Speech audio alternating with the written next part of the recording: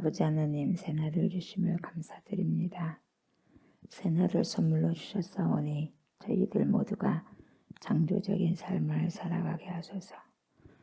귀한 날과 귀한 시간을 허락받은 자로서 최선을 다해 주님을 위해 살아내고 살아가게 하소서. 첫 시간 주님께 찬양으로 영광을 올려드립니다. 우리들의 찬양과 경배를 받아주시옵소서. 감사를 드리며 예수님의 이름으로 기도드립니다. 아멘.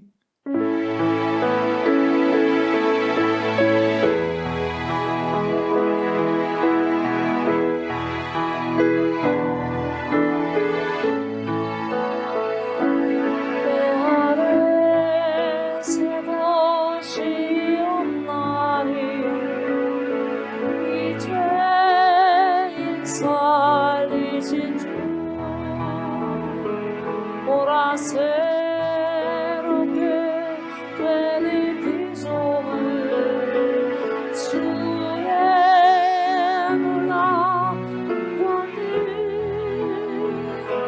찬양하세 우리 주 오시려 영광과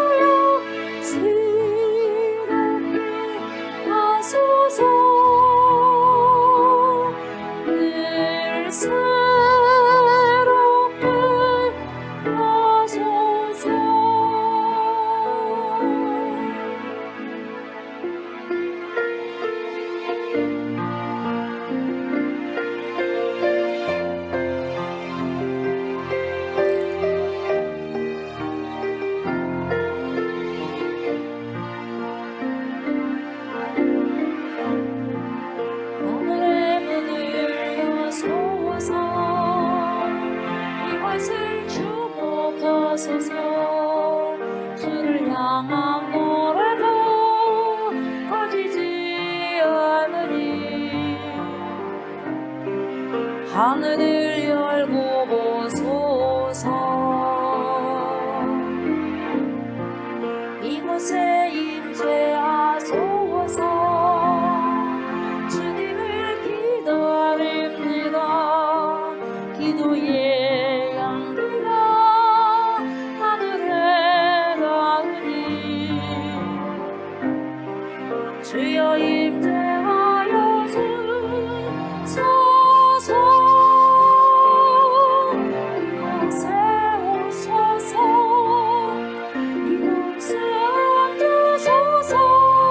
이곳에 소리를 예배를 받으소서. 주님의 이름만이 오직 주의 이름만 이곳에 있습니다. 이곳에 오셔서 이곳에 앉으소서. 이곳에 소리를 예배를 받으소서. 주님의 이름만이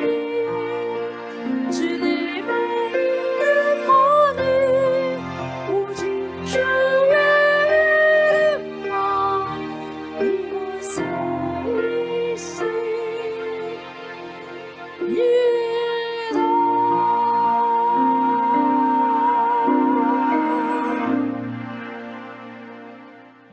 저는 전능하신 아버지 하나님, 전주의 창조주를 믿습니다.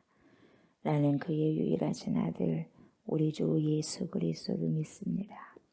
그는 성령으로 잉태되어 동정녀 마리아에게서 나시고 본디오 빌라도에게 고난을 받아 십자가에 못 박혀 죽으시고 장사된 지 사흘 만에 죽은 자 가운데서 다시 살아나셨으며 하늘에 오르시어 전능하신 아버지 하나님 우편에 앉아 계시다가 거기로부터 살아있는 자와 죽은 자를 심판하러 오십니다. 나는 성령을 믿으며 거룩한 공교회와 성도의 교제와 죄를 용서받는 것과 몸의 부활과 영생을 믿습니다. 아멘.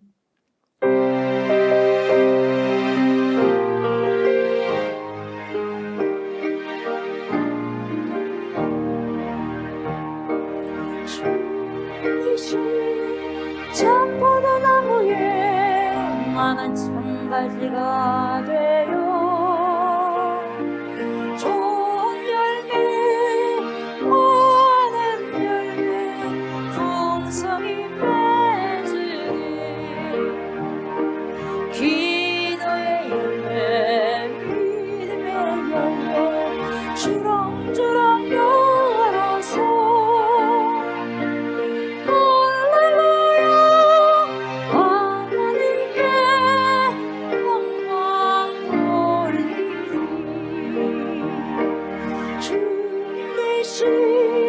참보다 나무 위에 나는 참가지가 되어 좋은 열매 많은 열매 풍성히 맺으리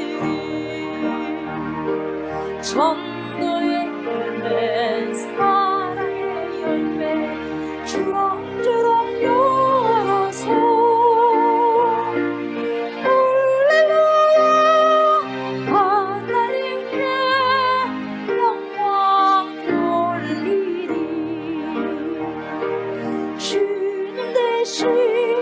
참보도 나무 위에 나는 참가지가 되어 좋은 열매 많은 열매 풍성히 맺으리 화평의 열매 기쁨의 열매 주렁주렁 열어서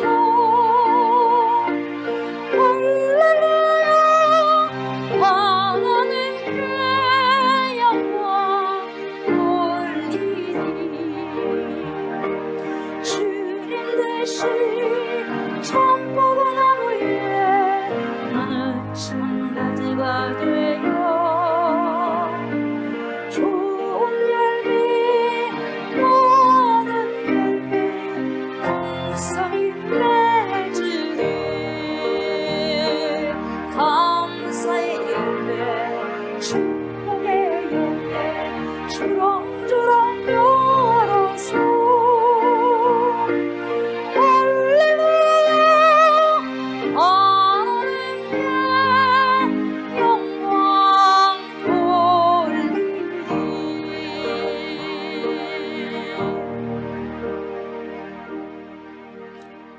참포도 나무가 되신 우리 주 예수 그리스도여, 우리 아버지는 농부가 되십니다. 저와 우리 모든 성도님들은 그 포도나무의 가지가 됩니다. 그 포도나무를 떠나서는 우리가 아무것도 할 수 없고 어떠한 열매도 맺을 수 없음을 선포하며 찬양으로 주님께 나아갑니다. 그 포도나무가 되신 예수 그리스도께 붙어 있어야 하므로 우리가 귀한 열매를 맺을 수가 있습니다.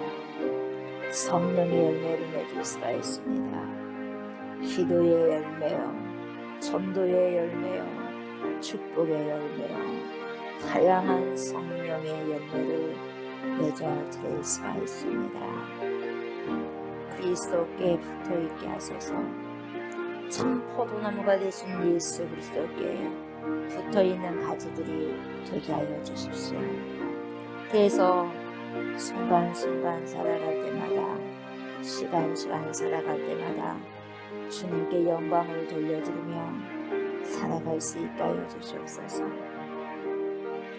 오늘도 호흡하게 하시고 숨을 쉬게 하시고 주님의 아버지여, 귀한 호흡을 제게 해주시고 우리에게 허락하여 주시며 감사를 드립니다. 우리에게 생명을 주시며 감사를 드립니다. 그 그 생명의 호흡을 하나님 정말 귀한 시간에 우리가 그 호흡을 하나님 들이마시며 누리시는 생명의 시간들이 되게 하여 주시고 선한 열매를 정말 아버지 가능한 더 많이 맺어드리면서 살아가고 살아낼 수 있도록 인도하여 주시옵소서. 주님 말씀 앞에 섭니다. 주님 말씀하여 주십시오.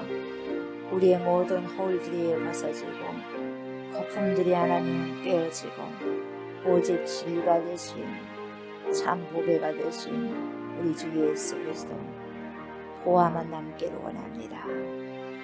알맹이만 남기를 원합니다. 순전히 금같은 믿음만 남기를 원하니 우리에게 그러한 금같은 믿음, 신령한 믿음을 더하여 주시옵소서. 하나님을 많이 사랑합니다. 예수 그리스도를 사모합니다. 성령 하나님께 영광을 올려드립니다. 감사드리며 예수님의 이름으로 간절히 기도드리옵나이다. 아멘.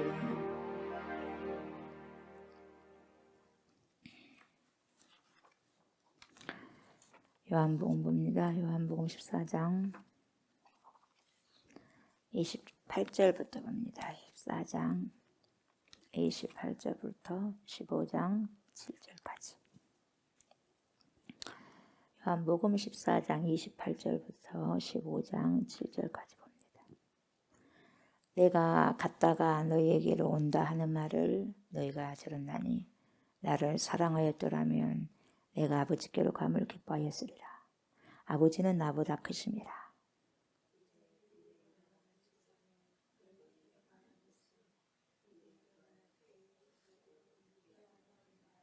이후에는 내가 너희와 말을 많이 하지 아니하리니 이 세상의 임금이 오겠습니다.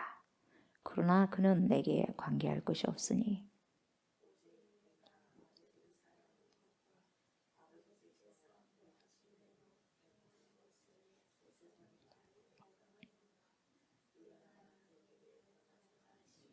나는 참 포도나무요 내 아버지는 농부라.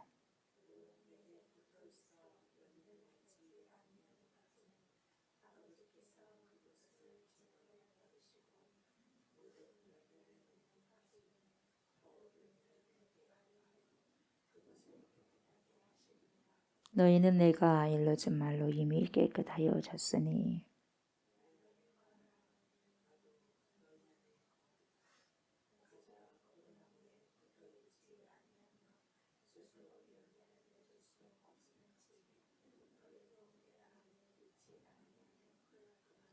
나는 포도나무요 너희는 가지라.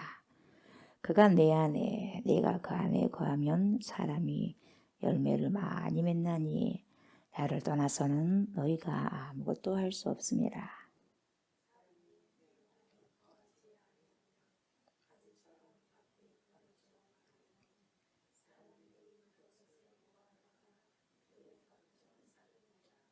너희가 내 안에 거하고 내 말이 너희 안에 거하면 무엇이든지 원하는 대로 구하라. 그리하면 이루리라.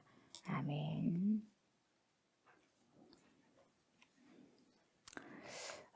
28절부터 오늘 보시면 될 것 같습니다.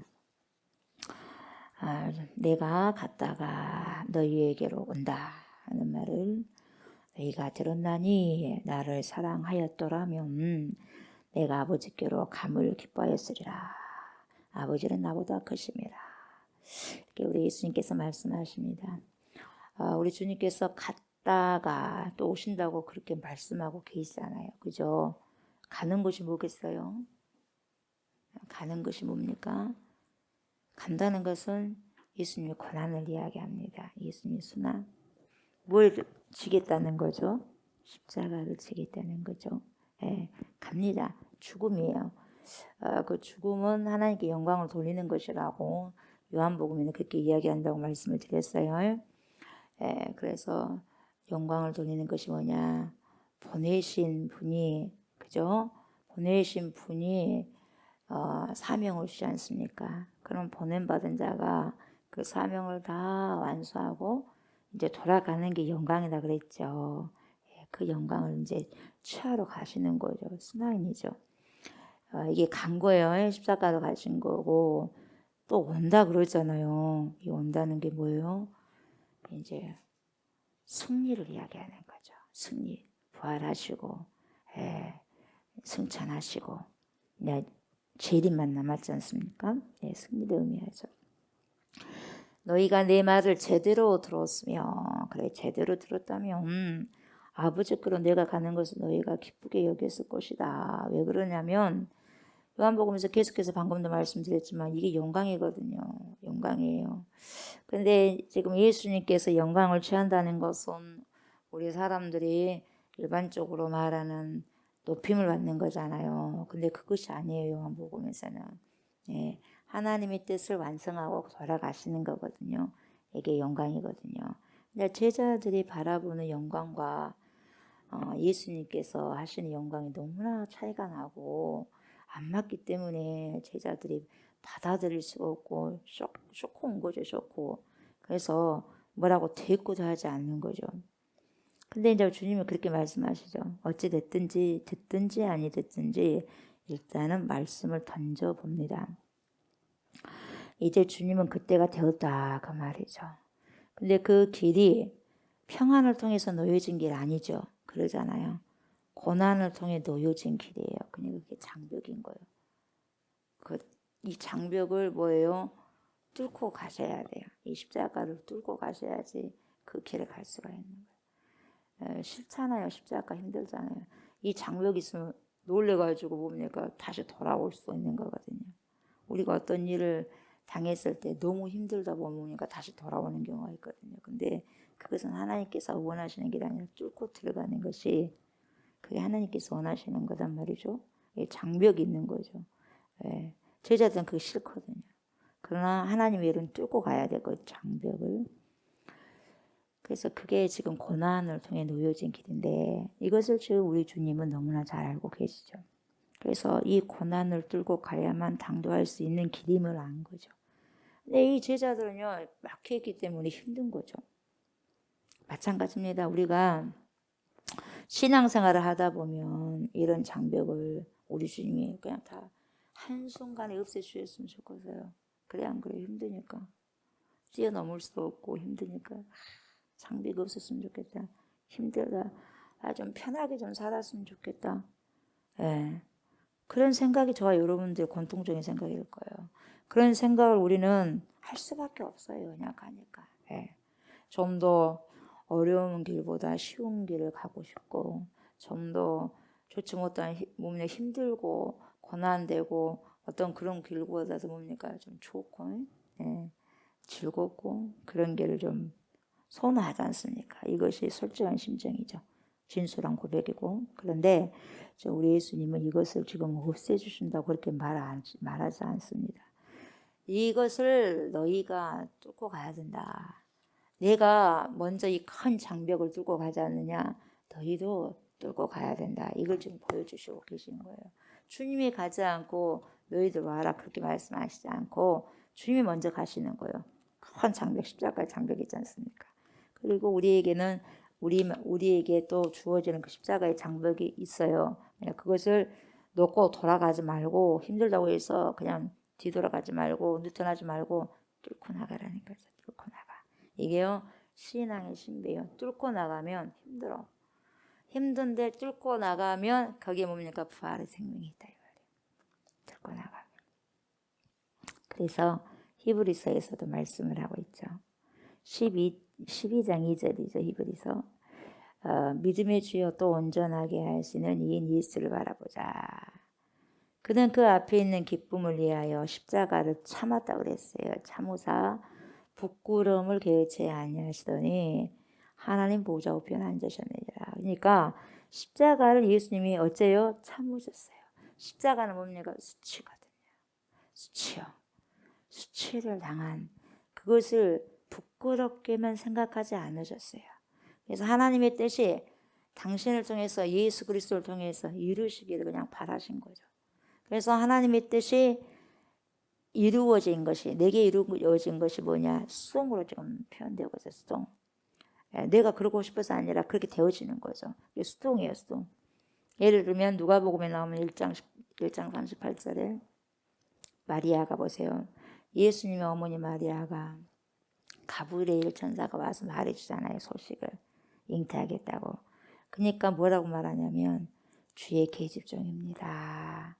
주의 계집종이니 주의 뜻대로 이루어지기를 원합니다. 그래요. 그것도요. 자기와 의지와 관련 없이 수동이에요. 지금 그렇게 되거든요.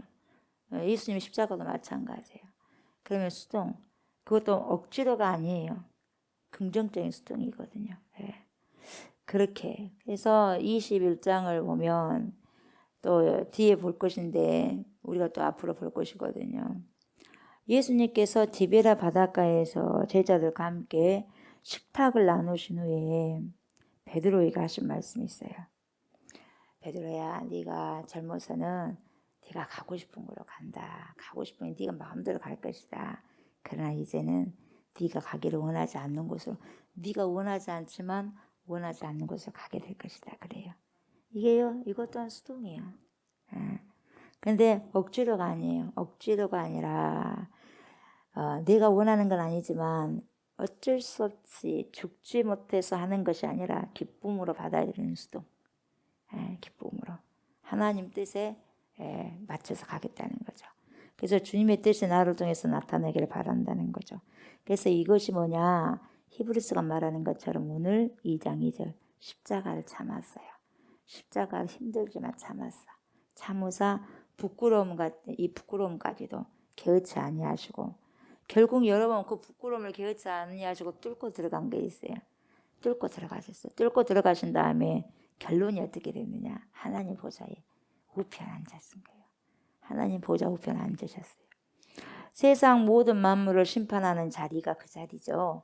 그래서 다시 오셔서 세상을 구원하실 그 자리에 딱 서게 하시는 거죠.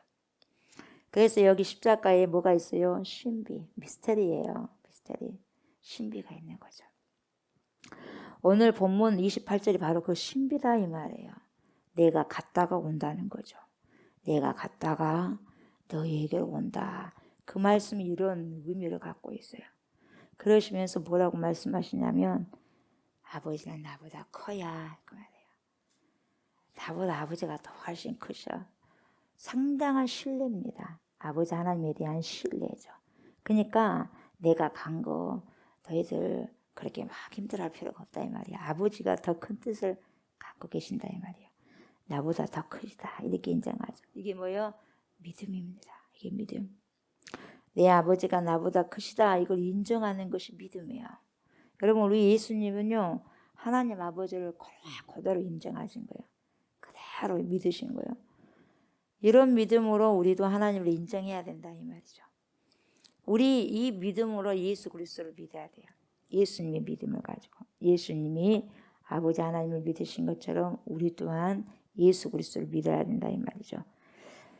성령 하나님을 인정해야 하는 겁니다. 그래서 전능하신 하나님께서 가장 선하신 길로 인도하시고 하나님의 자녀들을 보니까 사랑하시는데 어떻게 사랑하셔요? 끝까지 사랑하시고 책임지신다는 그런 귀한 믿음을 가져야 돼요. 아멘. 그러니까 우리의 인생은 몰라요. 그래야 알아요, 몰라요? 몰라요. 그러나 알파와 오메가가 되신 분은 우리의 처음과 마무리를 다 하시는 거예요. 그냥 그게 맡기는 거죠. 맡겨야 우리가 여러분 그런 평강 속에서 살아갈 수 있는 거죠. 그럼 맡겨야 돼. 왜요? 저보다 하나님이 더 크시지 않습니까? 그리고 여러분보다 더 크시잖아요. 그리고 저희 생각보다 여러분의 생각보다 아버지 생각이 더 크시잖아요. 그래서 하나님의 은혜 속에 그냥 퍽 맡겨버리는 거예요. 이게 맡기는 거예요. 그래서 믿음은 맡기는 거예요. 그냥 맡겨버리는 거예요. 그래서 신뢰라는 것이 저번에 제가 말씀드렸듯이 신뢰는 뭡니까? 맡김이었어요. 그래서 맡기고 나면 뭐가 생기냐? 내 속에 자유가 생겨요. 자유로워. 그래서 정신없이 뭔가를 행동한 게 아니라 자유스럽게. 근데 그 자유도 뭡니까? 주님이 주신 그 방종이 아니라 주님이 주신 자유함 속에서 내가 이것저것 선택을 하니까 옳은 것을, 바른 것을, 좋은 것을, 성령이 원하시는 걸 선택할 수 있다 이 말이죠. 분주하지 않으니까. 그래서 내가 나를 어떻게 할 수 없지만 나보다 그분이 나를 더 잘 아시기 때문에 그분의 은혜를 통해서 그분의 영을 통해서 선택하는 거예요. 삶을. 하나하나의 삶을. 왜요? 나보다 크신 그분이, 나보다 나를 더 사랑하신 그분이 내 삶을 어련히 선하게 인도하시겠냐 이 말이에요. 그게 믿음이죠. 그게 믿음. 당장은 내가 봤을 때 가시밭길인 것 같아요. 당장 봤을 때 힘든 것 같아. 고통스러운 것 같고 그래요. 그러나 결국 우리가 알 수 있는 것은 뭐냐? 사망의 음침한 골짜기로 다닐지라도 해를 받지 아니할 것은 어찌요? 주께서 나와 함께 하시기 때문이다. 지금은 사망의 음침한 골짜기를 다닌 것 같지만 어때요? 결국 해를 받지 않아요. 그래요. 예, 그 믿음이거든요. 결국 뭡니까? 이렇게 힘들어도 주님이 나를 지금 붙잡고 계실 거야 이 말이거든요. 그래서 그렇게 시편 그게 23편이 나가는 거죠. 그렇게 또 고백하는 거죠. 이것을 예수 그리스도께서 보여주시는 것입니다. 그래서 29절에 뭐라 그래요? 됐다는 거죠.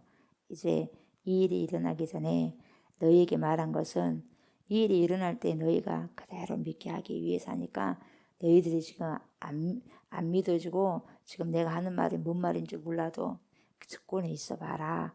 너희 심중에 이 말을 듣고 있다 보면 그때가 되면 너희가 알 수 있을 거야 그래요. 지금은 말해도 제자들 잘 몰라. 그러나 그 일이 당장 터지고 나면 이제 눈앞에 당장 터지다 보니까 알게 되는 거예요. 예. 그래도 일단은 주님이 말씀하는 거예요.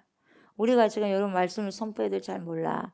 그러나 내 삶 속에서 그런 뭡니까 사건들이 일어나게 됐을 때는 아 그때 그러셨구나 그 말씀이 생각나는 거예요 여러분. 그때 성령께서 알게 하시고 깨닫게 하시는 거죠. 그래서 29절이 뭐냐. 굳이 말하지 않아도 될 것을 너에게 말한 이유는 내 말이 너희들 속에 들어가서 아직은 깨닫지 못할 텐데 어느 때가 되면 그 말씀이 하하 그렇구나 그렇게 깨달을 날이 온다 이 말이에요. 예, 제가 방금 말씀드린 게 그 말이거든요. 이것이 바로 신뢰하는 사람들끼리 벌어지는 거예요. 신뢰하는 사람들끼리. 내가 하는 말을 지금 여러분이 이해 못할 수도 있다 이 말이죠. 그죠? 그러나 인생을 살다 보면 어느 틈에 다 그것이 아 이게 이거구나 하는 걸 알 수 있을 때가 있다 이 말이에요. 그래서 여러분 내 삶의 앞을 비추는 게 뭐예요? 말씀이에요 말씀. 그래서 주님은 제자들이 말귀를 못 알아듣는다고 해가지고 막 심하게 나무라진 않습니다. 너희들 지금은 모를 수 있어. 그러나 일단 드러나 봐봐. 예. 깨달을 때가 있을 거야 하는 거예요. 우리의 연약함을 너무나 잘 알아요. 저의 연약함과 여러분들의 연약함을 너무나 잘 아시는 거예요 우리 주님이. 그리고요 귀가 어두운 자라는 것을 알아. 우리 인간이 귀가 어둡다는 걸 알아. 잘 이렇게 해도 잘 못 알아먹어. 그러나 때가 되면 내 속에 메모리가 돼 있잖아요. 내 메모리에 내장돼 있단 말이죠. 그 내장된 것을 기억나게 하고 터치한다는 거 누가 보혜사가. 일단 드러나 봐라 이 말이에요. 드러나 봐라. 생전 없던 말을 한 게 아니라 있던 말을 이제 그때 기억나게 하겠다는 거죠. 때가 오고 그 삶이 변화될 것이라는 것을 주님은 또 끝까지 제자들을 신뢰해줍니다. 너희들은 지금 그렇지만 앞으로는 잘 들을 것이다. 깨닫게 될 것이다. 이걸 이제 알려주는 거죠. 예, 30절 보니까 이후에는 내가 너희와 말을 많이 하지 아니하리니 이 세상에 임금이 오겠습니다. 그러나 그는 내게 관계할 것이 없으니 이렇게 말씀하고 있어요. 그러니까 때로는 말이라는 것이 어떠한 소통을 가로막을 때가 있어요. 여러분 우리가 말로 다 표현할 수 없어요. 때로는 말하지 않고 가만히 있는 것이 더 큰 말이 될 수 있어요. 더 큰 표현일 수도 있어요. 침묵이 오히려 더 큰 힘이 될 수가 있다 이 말이에요. 말에 이것이다 저것이다 막 설명을 안 해도 오히려 더 귀한 것을 너무 설명하다 보면 더 귀한 가치가 없어질 수가 있어요. 정말 귀했을 때는 때로는 침묵이 더 훨씬 더 가만히 있던 부분들이 뭐냐 더 크게 느껴질 수 있는 거거든요. 그래서 때때로는요 많은 설명을 하기보다는 그냥 툭 던져 그냥 한마디만 딱 던져 놓는 거죠. 그리고 그 말이 그 사람들 속에 들어가 가지고 그 말씀이 직접 말하도록 해야 할 때가 있는 거죠. 그래서 여러 가지 말을 설명해서 이렇게 이제 않겠다는 거예요. 내가 일일이 너희들에게 잔소리처럼 말하지 않겠다는 거예요. 지금 왜요? 이제 세상 임금이 온다는 거죠. 누굽니까? 세상의 통치자 누구요? 사탄의 시간이 됐다 이 말이에요. 하나님의 뜻을 가로막으려는 뭡니까? 사탄의 시간이 시작된다는 거죠. 그러나 그는 나와 상관이 없다. 관계할 곳이 없다. 이게 뭐냐? 그래봤자 나의 자유를 빼앗아갈 수 없다 이 말이에요. 하나님께서 내게 주신 사명 빼앗을 수 없다. 그가 나의 마음을 뒤흔들어 놓을 수 없다. 그가 내 입장을 바꿔놓을 수 없다. 나는 끝까지 아버지께서 보내신 사명을 완수하고 할 것이다. 이렇게 말씀하신 거죠. 그러니까 너희도 그렇게 하라는 거죠. 관계할 것 없다 사탄들과. 예, 이야기하는 거죠. 어떠한 것이라도 입장을 바꿔놓을 수 없다 이 말이죠. 하나님의 영광을 위해서라면 끝까지 책임져 간다는 거죠. 31절 뭐라 그래요? 오직 내가 아버지를 사랑하는 것과 아버지께서 명하신 대로 행하는 것을 세상에 알게 하라 함이로다. 일어나라. 여기를 떠나자 하시니라. 이렇게 말씀하셨어요. 그러니까 내가 지금 그 일을 겪는 까닭이 어디 있냐. 그 까닭이 어디 있는 줄 아느냐. 무력해가지고 내가 무기력해서 내가 굴복당하는 것 때문이 아니다. 하나님의 뜻에 우리 예수님께서 보세요. 순응하고 순종하고 있다는 사실을 지금 입증해 보이기 때문이라고 지금 말씀하고 있는 거죠. 그런 거예요. 지금. 뭐 무기력해서 이렇게 당하는 게 아니에요. 당연히 하나님께서 말씀하셨으니까 그 길을 가겠다는 거죠. 우리 예수님께서는. 그걸 지금 말씀하고 있는 거죠. 그래서 뭐라고 그래요? 일어나라. 여기를 떠나자. 그렇게 말씀하시는 거죠. 그래서 여기서 일어나라고 하는 것은 뭡니까? 뭘 이야기하죠? 우리 주님 죽으시고 고난 받으시고 부활하실 것을 미리 뭡니까? 예측할 수 있는 단어죠. 주저하는 마음 보세요. 두려워하는 마음. 우리가 어떤 큰 장벽을 봤을 때 아까도 말씀드렸지만 헉 하잖아요. 어떻게 통과를 해? 헉 하고 놀라고 힘들면 뭡니까? 다시 돌아와 버릴 수 있단 말이에요. 놀래가지고. 근데 뭡니까? 주님은 그 큰 장벽에 뚫고 가야 된다는 거죠. 예, 우리도 뭡니까? 뚫고 가야 된다는 거죠. 그래서 잠깐 주저하고 싶고 두려워하는 그 마음 속에 그래서 물러나고 싶은 마음이 있단 말이죠. 그렇지만 그 마음도 있지만 두려움을 떨쳐버리라는 거죠. 두려움을 떨치고 소명을 뭡니까? 향해 용감하게 브레이브 나아가라 이 말이에요. 용감하게 전진하라 그런 거죠. 예. 우리가 봤을 때는 여러분 그것이 마치 순환처럼 보이고 고난처럼 보이고 힘들어 보이겠지만 여러분 그것이 하나님께서 기뻐하시는 일이라면 뭡니까? 그 일을 감당하기 위해서 뭐예요? 뒤에서 나를 확 잡아당기더라도 그 유혹을 떨쳐버리고 나아라 하면서 가셔야 된다는 거예요. 그 장벽을 뚫고 가야 된다는 거예요. 야, 그거 힘들지 않냐? 왜 그렇게 힘든 것을 힘든 길을 가려고 해? 꼭 그렇게만 가야지 그게 그 맞냐? 너같이 그렇게 신앙생활 안 해도 다 잘 믿고 가던데 너는 왜 꼭 그렇게 유별나게도 그렇게 하냐? 그러면서 뒤에서 잡아당겨요. 좀 천천히 해. 예, 그렇게 하려고 하지 말어. 유별나다 이렇게 딱 잡아당기려고 그래도 그걸 뿌리치는 거예요. 그 유혹을 뿌리치고 앞으로 가는 거예요. 그래서 뚫고 나가는 거죠. 나치 독일이 유태인을 악살하기 위해서 만든 강제 수용소가 있잖아요, 여러분. 1940에서 45년도까지. 뭡니까? 아이슈비츠 강제 수용소. 그잖아요. 이 수용소에 있던 사람들이 가족들이 다 붙잡혀 왔지 않습니까? 근데 가족들이 헤어지면서 이제 생과 사가 갈라지는 거예요. 이쪽 때문에 살고 저쪽 때문에 죽는 거예요. 근데 거기서 무슨 인사를 하냐면 그러니까 우리가 주님이 샬롬 너에게 평강이 있을지어다. 그러면 참 좋잖아요. 근데 그때 그 사람들이 가족들의 상사를 이렇게 막 갈림길에서 살고 죽고 하는데 그 길에서 샬롬 그래요. 샬롬 하면서 인사를 하고 노래하고 나가. 샬롬. 그 샬롬이 우리가 주님 봤을 때는 이체자들에게 평강이 있을지어다 해도 그 샬롬이라는 인사말이 편안하기만 하는 인사말이기보다는 역사 속에서 사용된 것을 보면 굉장히 어둠 속에서 하나님에 대한 그 가운데서 지금 생과 사가 지금 가족이 지금 나눠지는 거거든요. 가스실로 가고 어디로 가고 가거든요. 그러니까 얼마나 힘들었겠어요. 근데 샬롬 그렇게 인사를 하고 가는 거예요. 예. 거기에 대한 인사가 뭐였냐? 너무 힘들잖아요. 갈림길에 서 있는데 거기에서 그 엄청난 어둠 속에서 하나님에 대한 깊은 신뢰. 그때 여러분 샬롬이 어떻게 샬롬이 될 수 있어요? 내가 좋을 때는 샬롬이요. 내가 기분 좋을 때는 샬롬이요. 근데 우리가 좀 힘든 부분들이 있는데도 샬롬 할 수 있냐 이 말이에요. 이 사람들처럼 아이슈프이츠 가족이 지금 포로 수용소로 끌려가서 죽어. 이 사람들 여기 있고 언제 죽을지도 또 모르지만은. 근데 거기에 대해서 그 어둠 속에서 하나님에 대한 깊은 신뢰를 가지고 샬롬 하는 거예요. 어떻게 평강이 있었겠어요, 그 상황에서. 근데 샬롬이 없는 그 상황에서 샬롬 그래요. 우리는 항상 좋아야지, 기뻐야지, 편안해야지 샬롬해. 그러나 편안하지 않고 힘들면 샬롬이 없어. 그게 진정한 샬롬이다 이 말이에요. 그래서 그 질문 앞에 잠깐 또 서보게 되는 거죠. 나의 모든 삶을 이끌어 가시는 분이 하나님이시기 때문에 맨날 항상 우리가 주님께 항상 기뻐하라 쉬지 말고 기도하라 했는데 범사에 감사하라 했는데 우리가 날마다 이것도 감사하냐 이 말이에요. 좋은 것만 감사할 수 있죠 우리는. 근데 우리가 좀 연약한 부분들 별로 좋지도 않아. 근데 그거에 대해서 감사할 수 있냐는 말이죠.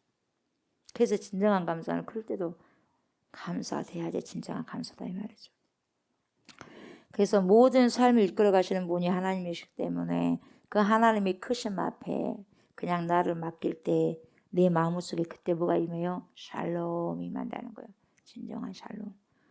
그러니까 제자들에게도 너 와가지고 다 문을 갖다가 잠고 있지만 다 열어서 너희들을 해친다 한다 할지라도 두려워하지 말아라. 샬롬 해라.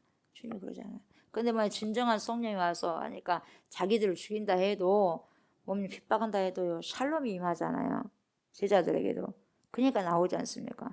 누가 뭐라 해도요. 죽인다 해도 뭡니까? 아랑곳하지 않지 않습니까? 진짜 샬롬이 평강이 임해버리는 거죠. 나는 패배하더라도 하나님은 패배하지 않으시니까 그 안에서 샬롬이 임하는 거죠. 그래서 여러분 믿음이라는 게 뭐가 요구되냐? 결단입니다. 결단이 요구되는 거예요. 우리의 믿음이 그렇게 깊어져서 여러분 어저께도 말씀드렸지만 순명이죠. 명을 따른다는 거죠. 순명하는 삶. 여러분 저와 여러분들 말씀의 삶을 따르는 게 순종이거든요. 순명이거든요. 이 순종하는 삶을 살아가시는 것이 주님께서 영광을 받는 길이라면 여러분 그 길을 가야 되지 않겠습니까? 아멘. 그 길 가는 거죠. 예. 오늘 이제 15장을 이제 보도록 하겠는데 여러분 이제는 이제 보세요. 이제 15장까지 왔어요. 이제 후반부로 가잖아요. 요한복음 21장까지 있는데 금방 이제 가는 거죠. 예. 그런데 이 부분에 와서도 이제 후반부까지도 왔는데 제자들이 보니까 멍한 거예요. 멍 때린 거예요 지금. 어리둥절해요 지금. 뭐냐 이 말이에요 지금. 후반절까지 아직까지 왔는데 주님이 뭡니까 자꾸 가신다고 하니까 멍 때리는 거죠. 어리둥절하다 이 말이에요. 왜 그러냐면 예수 그리스도께서 지금 세상에 자신의 모습을 좀 드러내고 유명해지고 싶은데 지금 유명해지고 있어요. 근데 그 세상 앞에서 조금 더 영광을 받으면 좋겠는데 그게 아니라 지금 가신다고 하니까 지금 서포트라이트가 우리에게도 향하고 있는데 지금 가셔본다고 하니까 뭐냐 이 말이에요 지금. 예수님도 사라지면 자기들이 사라지는 거예요. 역사 속에. 그게 싫은 거죠. 당황스러운 거예요. 황당하고 당황하고. 그러니까 뭐라고 그래. 야 너희들 제자처럼 고아처럼 안 놔둬야 이렇게 말씀하시잖아요. 그러잖아요. 그래서 예수님께서 가시면 제자들을 고아처럼 두지 않겠다 그렇게 말씀하신 거예요. 다 속을 보고 우리 예수님이 제자들이 뭐 때문에 힘들어하고 당혹스러워하고 있는지를 다 안다 이 말이에요. 그래서 아버지께 구해서 보혜사 성령을 보내주실 거니까 걱정하지 마라 이 말이죠. 내가 가더라도 또 다른 보혜사가 온다는 거죠. 그래서 그들의 마음속에 역사하셔서 그들이 무슨 일을 해야 할 것인가를 가르쳐 준다는 거죠. 그리고 내가 지금 들려준 모든 말을 기억나게 할 것이다. 누가 오셔서? 그분이 오셔서 보혜사 파라클레토스가 오셔서 이야기해 준다는 거예요. 기억나게 해준다는 거예요. 그렇게 말을 해도 여전히 깜깜해요. 깜깜해. 뭡니까? 제자들은 여러분 아무리 이야기해도 자식들이 내 말 안 듣면 깜깜해. 자식들도 이해를 못해. 깜깜해. 근데 이제 주님이 가시고 나면 알아. 자식들도 부모가 안 계시면 알아 이제. 부모가 계실 때 알면 얼마나 좋겠어요. 부모가 내 옆에 없을 때 이제 그때 깨닫는 거예요. 이게 무지한 거예요. 제자 우리 인간이 그렇다는 거죠. 알아차리지 못해요. 그래서 제자들이 알아듣지 못해도 씨앗처럼 심겨졌다가 때가 되면 뭡니까? 신령한 새싹에 돋아날 거다 이 말이에요. 그러면 그때 알게 하실 거다 이 말이죠. 그래서 15장 말씀은 여러분 세상에 남겨질 제자들을 격려하고 위로하기 위해서 들려주는 것 그런 말씀처럼 들려집니다. 15장 1절 뭐라 그래요? 우리도 조금 전에 찬송을 했지만 찬양을 했지만 나는 참 포도나무다. 여러분 참 포도나무돼요. 참 포도나무다. 네 아버지는 농부다. 에고의 힘이 나오죠. 나는 뭐뭐시다. 나는 참 포도나무다. 여러분 1절에서 나오는 참 포도나무는요. 이스라엘 사람들이 참 좋아하는 나무 가운데 하나가 참 포도나무예요.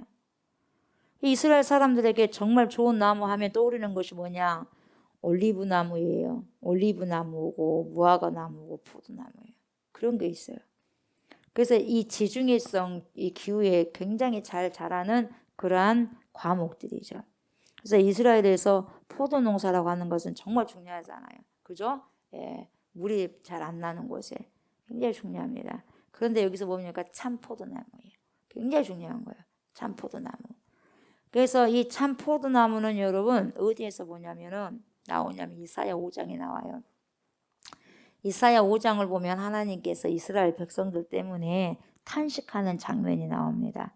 이때 비유적으로 뭔 말씀하시냐면 이사야 5장 2절을 보면 이렇게 나와요. 땅을 파서 돌을 제하고 극상품 포도나무를 심었도다. 그렇게 심었어요. 근데 그 중에 망대를 세웠고 또 그 안에 술투를 팠도다. 좋은 포도 맺기를 바랐더니 뭘 맺었냐면 극상품 포도나무를 심었는데 결국적으로 열매를 봤더니 들포도를 맺어버렸어요. 들포도를 맺었다. 이렇게 말씀하시는 거예요. 들포도는요 먹을 수 없는 포도거든요. 극상품을 심었는데 이게 생긴 거예요. 그래서 하나님께서 이스라엘과 언약을 맺으시면서 출애굽기 19장 6절에서 뭐라고 말씀하시냐면 이래요. 너희가 나를 따르면 얘들아 너희가 나를 따르면 너희는 제사장 나라야. 거룩한 백성이 될 거야. 이렇게 하나님께서 말씀해 주셨거든요.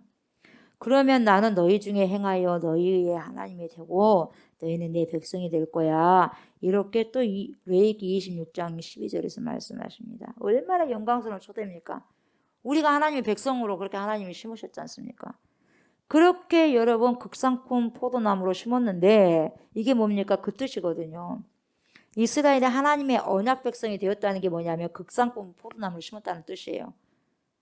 하나님의 언약 백성이 됐다 이 말이에요. 누가? 이스라엘 백성이. 그걸 이렇게 심었어요. 어떻게? 극상품 포도로. 근데 뭡니까? 못 먹는 하나님께 먹을 수 없는 들포도를 내놔버렸어요. 그러니 뭡니까? 도무지 뭡니까? 실망이다 이 말이죠. 우리 하나님께서.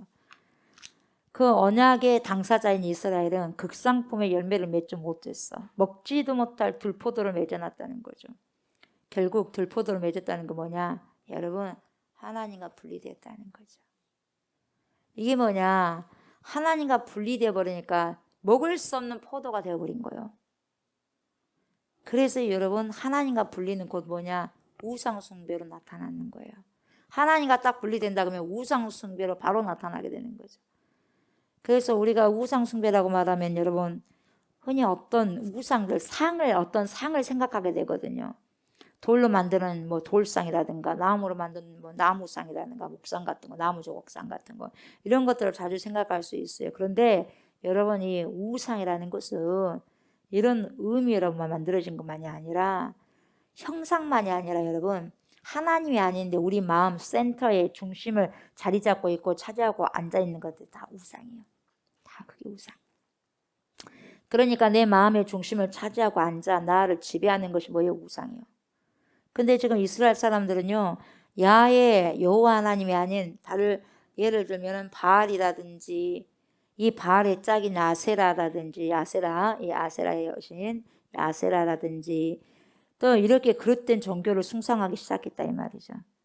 그러니까 바알과 아세라는 결국 사람들에게 뭘 가져다 준다고 믿었냐면 여러분 가나안 신인데 풍요로움과 다산의 축복을 준다고 믿었어요. 그러니까 사람들이 뭘 따라갔어요? 우상을 따라갔어요. 그러니까 그 우상을 따라갔던 이유가 뭐라고요? 풍요, 잘 먹고 잘 살기 위해서. 그리고 다산, 그런 욕망 때문에 따라가는 거예요. 지금도 마찬가지죠.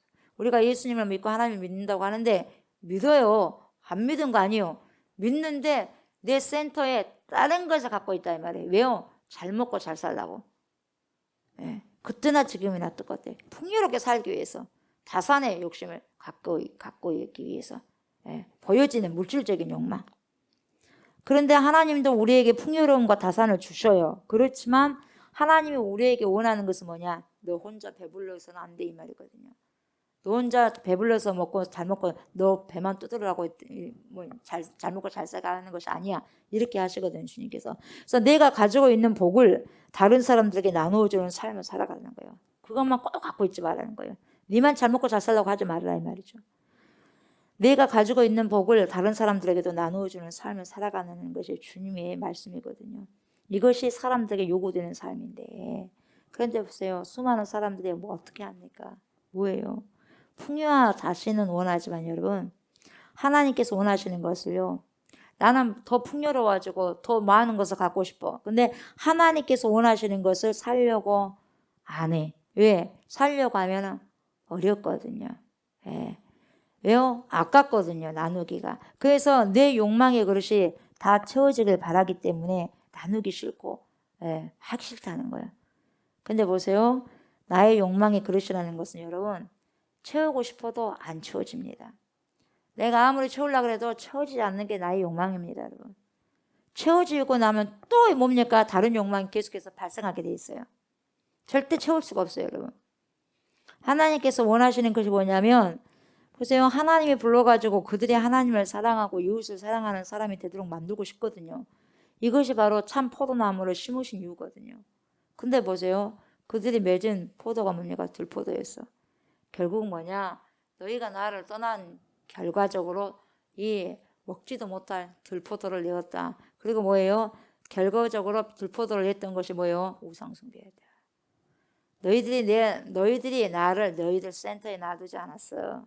다른 신을 섬겼어. 우상을 섬겼어. 결과가 뭐냐? 먹을 수 없는 들포도야. 이렇게 이야기하는 거죠.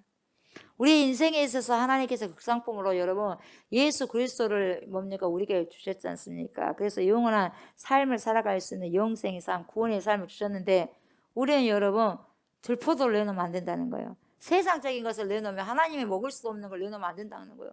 신앙생활 하면서도 극상품을 내놔야 되고 하나님께서 받아주시고 원하시는 그 체크리스트를 내놔야 되는데 내가 세상 것을 내놓으니까 그것이 들포도예요. 주님 아무리 해봐라 이 말이에요. 소용없다 이 말이에요.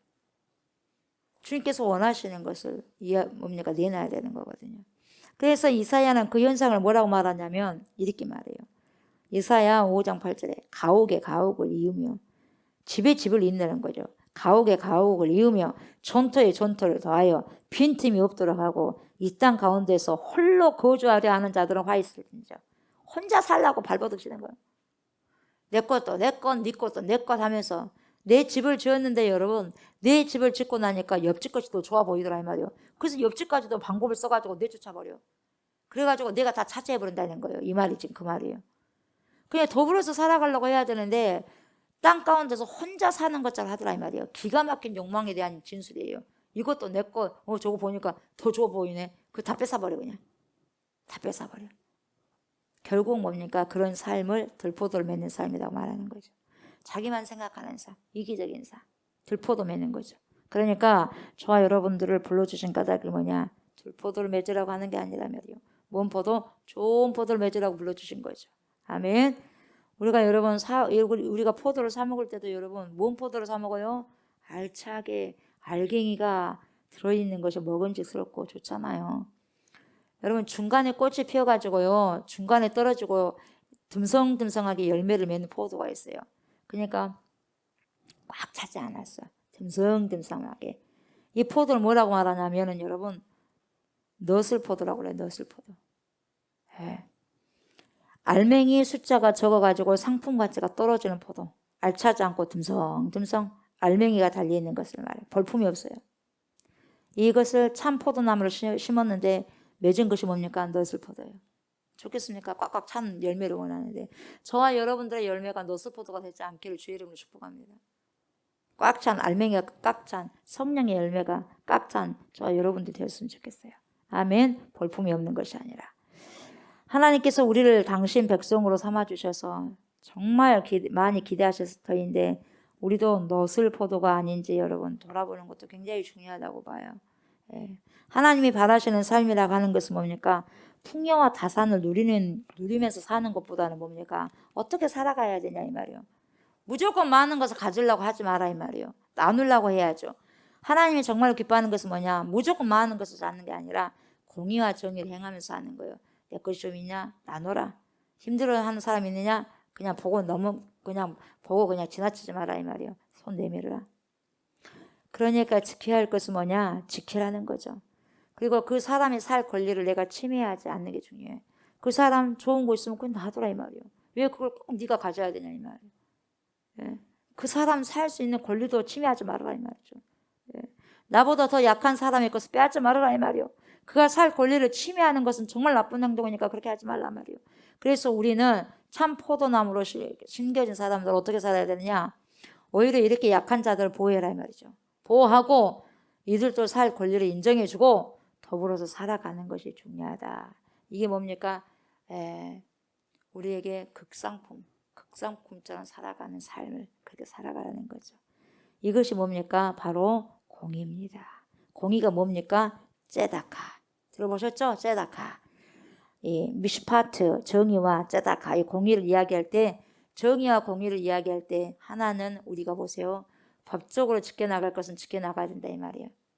법은 지켜라고 있는 것이니까. 그 나의 한계를 알고 다른 사람들의 권한을 침범하지 말라는 거죠. 이것이 뭐예요? 정의입니다. 공의야. 공의는 뭡니까? 다들 지켜야 되는 법이요.